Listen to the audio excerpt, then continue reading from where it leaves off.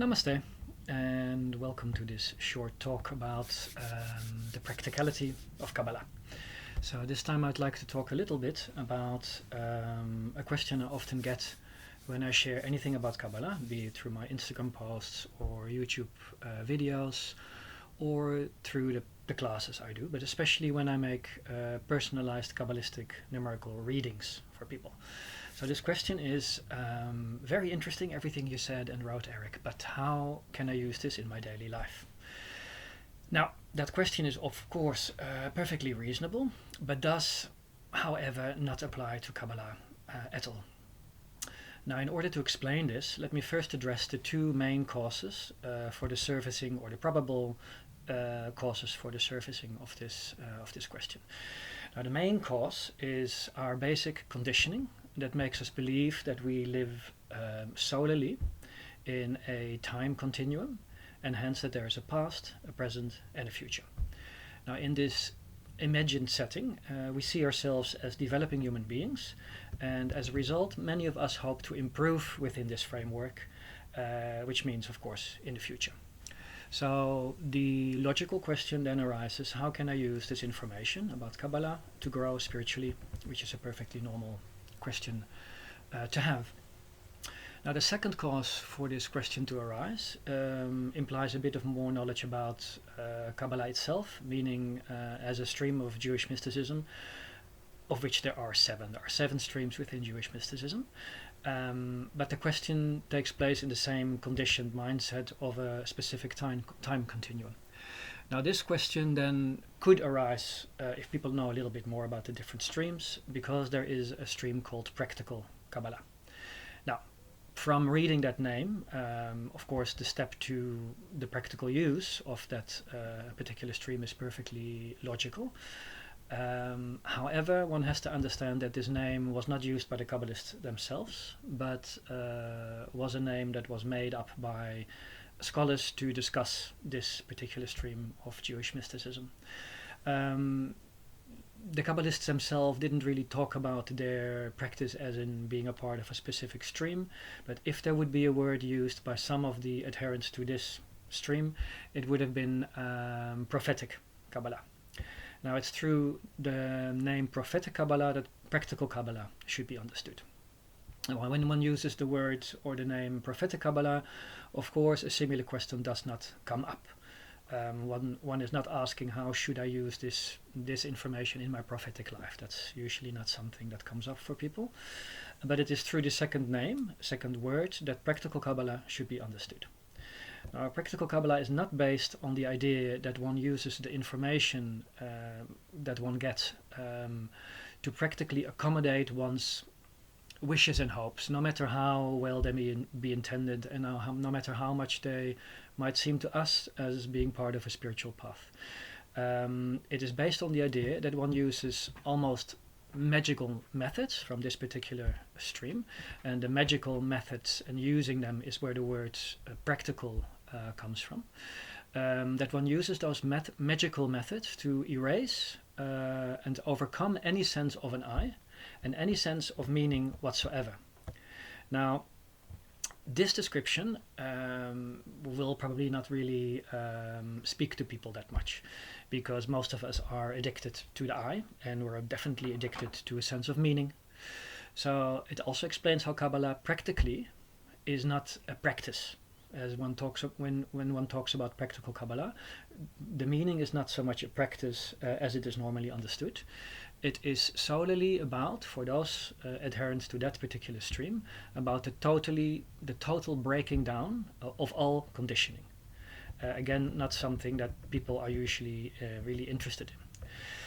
Now, to understand the use of this Kabbalah without using the word practical, as distinct from being practically applicable, let's look at the Kabbalistic understanding of use. Now, the use, Kabbalistically speaking, is really the aim of the mystic, which is to come closer to the divine. Now, this is not, however, achieved Kabbalistically through the addition of thoughts, of knowledge, of impressions, etc., which would make it more like a normal practice. It is rather the result of the natural increase of non-violent reception of light for example by Krishnamurti, often described as seeing with a capital S. Now, this concept of seeing is, of course, related to the concept of prophecy. One sees in the state of prophecy, one sees. So those two are related, and that explains the name of prophetic Kabbalah, and it makes the term prophetic Kabbalah a bit more accurate than practical Kabbalah. Now, in Kabbalah, seeing is something that comes to the Kabbalist, when the Kabbalist as an entity disappears, which is a very Advaitic understanding, and in Advaita that would be the same description that goes for meditation. When the meditated disappears, only then is there meditation. So when the seer disappears, there is actually seeing. So it's about the Kabbalist in general, and every agent that consists of I thoughts as a veil to disappear. And once the veil is removed, all there's left is light. Now, of course, as long as there's a person observing the light, on the one hand, and the light on the other hand, there's some kind of division, and that means the reception of the light is limited.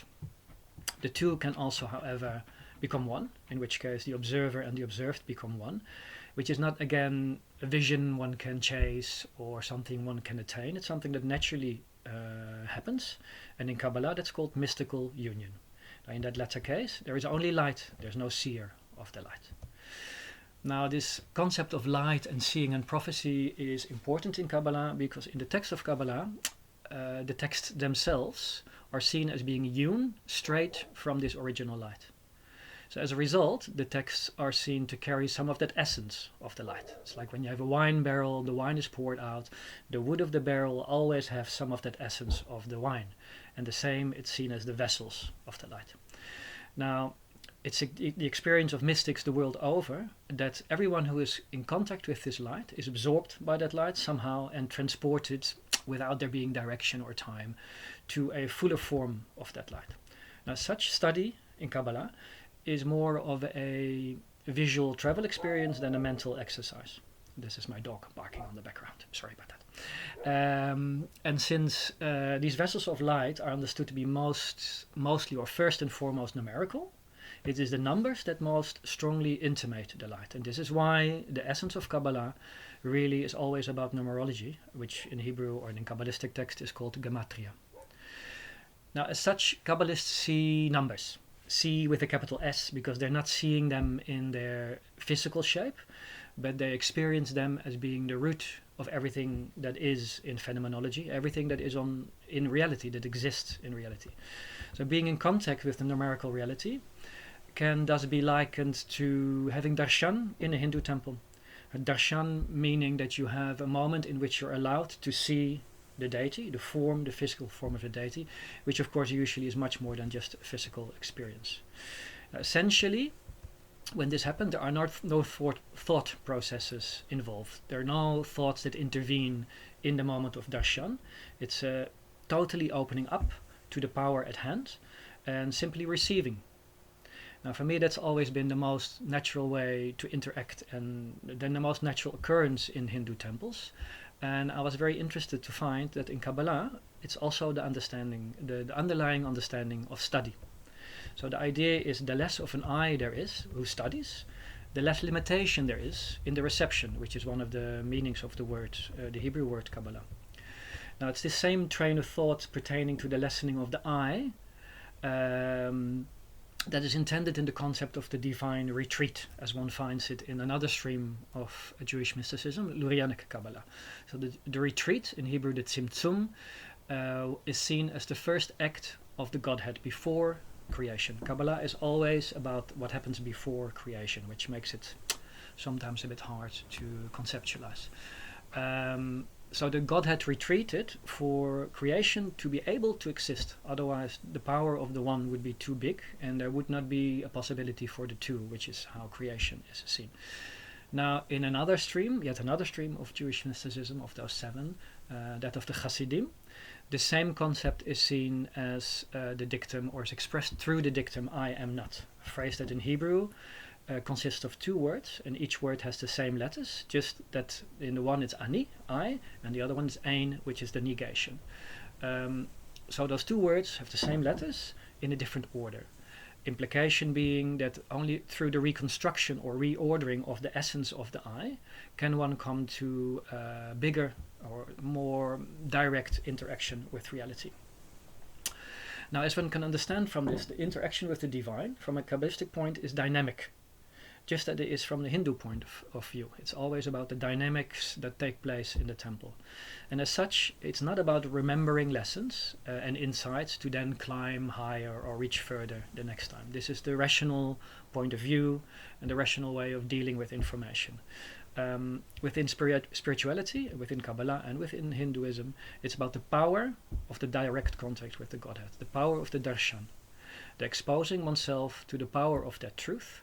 And the idea is that this exposure blows elements of the I completely out of the water. It cleanses oneself, as a result of which the next time there's less of an interfering I that is there during the direct experience of the divine.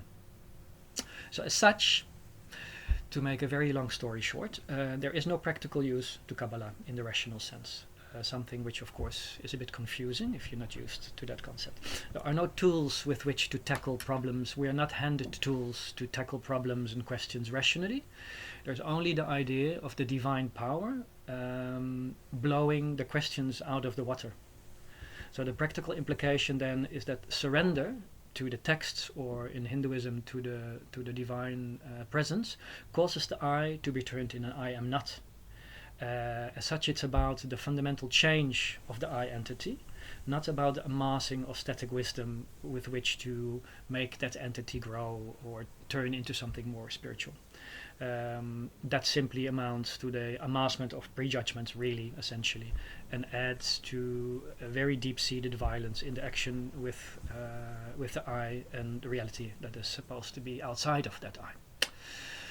So, when in my last post on Instagram I wrote a little bit about Job 23:13, this is not intended to teach, and it's not the result of conclusions or looking for confirmations. It was just what I experienced, and I shared it in that way. So that means that it will also only speak to someone who has had either an experience with the number 37 that I talk about in that post, or with the power of the unity that I mentioned in that post, or with the concept of singularity that is at the root of that post. Now, if that has happened, if one has had experiences like that, those words might pull you in and share more of the wealth and show more of the pathways that are hidden between these concepts and that are dynamic. And this experience will, without any importance of me or interference of me, deepen your interaction with the divine. And that's really all that Kabbalistic literature intends to do. It is just intends to spread the love. So I hope this was interesting, and I'll speak to you next time.